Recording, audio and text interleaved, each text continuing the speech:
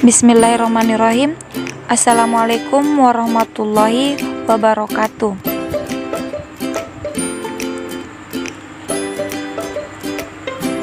Baik, perkenalkan, nama saya Nurinda Sari, mahasiswi dari Institut Agama Islam Negeri Palopo, program studi Ekonomi Syariah. Nah, dalam video kali ini saya akan membahas mengenai komunikasi pemasaran sosial, di mana dalam komunikasi pemasaran sosial ini saya akan membahas 4. Yang pertama, menjelaskan pengertian komunikasi pemasaran sosial. Yang kedua, menjelaskan perencanaan komunikasi pemasaran sosial. Yang ketiga, bagaimana strategi komunikasi pemasaran sosial.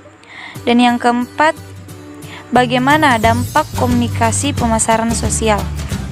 Baik, kita yang pertama, pengertian komunikasi pemasaran sosial. Komunikasi pemasaran sosial merupakan pola perencanaan, kebijakan, serta tujuan dari suatu organisasi berbadan hukum dalam melakukan penawaran dan pertukaran gagasan sosial dengan melakukan penggunaan perangkat komunikasi yang dilaksanakan melalui proses sosial sehingga seorang individu dan kelompok mampu perilaku yang menjadi sasaran pemasaran sosial. Yang kedua, perencanaan komunikasi pemasaran sosial. Ada beberapa hal dalam perencanaan komunikasi pemasaran sosial. Yang pertama, analisa situasi, di mana dalam analisa situasi ini kita melakukan analisa situasi pemasaran sosial. Yang kedua, analisa SWOT, di mana kita melakukan analisa produk berdasarkan 4 elemen SWOT. Yang ketiga, tujuan, di mana tujuan yang ingin dicapai melalui komunikasi pemasaran sosial. Yang keempat, sasaran dan kompetitor, di mana kita harus mengetahui sasaran kita dan kompetitor dalam pemasaran sosial. Dan yang kelima, pemilihan segmen, di mana pembagian segmen dalam pemasaran sosial. Yang ketiga, strategi komunikasi pemasaran sosial. Ada beberapa hal yang harus kita lakukan dalam strategi pemasaran sosial. Yang pertama, menentukan khalayak sasaran, di mana khalayak sasaran perlu ditentukan melalui analisis khalayak karena berkaitan erat dengan pesan yang akan disampaikan. Hasil analisis ini, khalayak menjadi dasar bagi pemasar untuk merumuskan pesan yang disesuaikan dengan minat, sikap, dan keyakinan khalayak sasaran. Yang kedua, menentukan tujuan komunikasi. Menentukan tujuan komunikasi yang sesuai dengan strategi komunikasi pemasaran yang telah ditetapkan.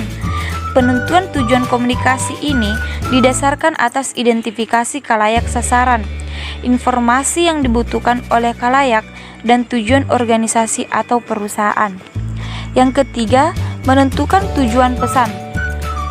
Pesan yang akan disampaikan melalui jejaring sosial hendaknya mencerminkan misi organisasi atau perusahaan secara keseluruhan. Misalnya, tujuan pesan adalah untuk meningkatkan brand, menciptakan persepsi positif terhadap organisasi, dan meyakinkan khalayak untuk membeli produk atau layanannya. Tujuan pesan hendaknya dinyatakan dengan jelas dan disesuaikan dengan jenis jejaring sosial yang digunakan, agar tujuan pesan dapat dicapai dengan efektif. Yang keempat, perumuskan pesan. Tujuan merumuskan pesan jejaringan sosial tidak hanya untuk menjangkau khalayak sasaran, melainkan juga untuk menimbulkan efek yang diinginkan.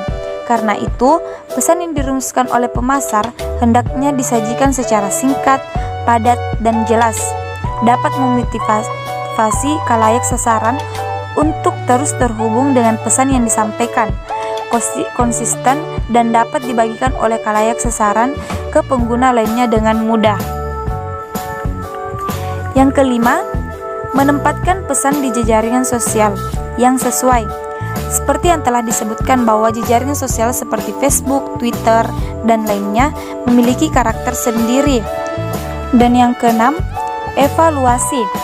Umpan balik yang diberikan oleh khalayak sasaran kepada pemasar dari masing-masing jejaring sosial hendaknya dapat diukur untuk mengetahui tingkat efektivitas pesan dan pencapaian tujuan yang telah ditetapkan. Dan yang keempat, dampak komunikasi sosial.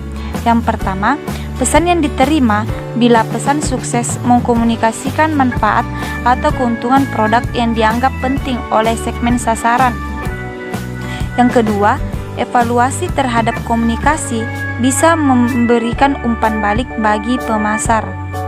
Yang ketiga, pesan akan ditolak lantaran dianggap kurang kredibel. Adapun dampak perilaku konsumen. Yang pertama, konsumen semakin canggih. Yang kedua, akses informasi yang luas. Dan yang ketiga, penekanan pada nilai memungkinkan konsumen memperoleh produk yang lebih sesuai dengan kebutuhan mereka.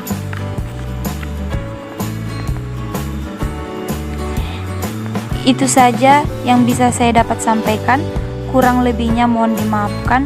Akhir kata, wabillahi taufik wal hidayah. Wassalamualaikum warahmatullahi wabarakatuh.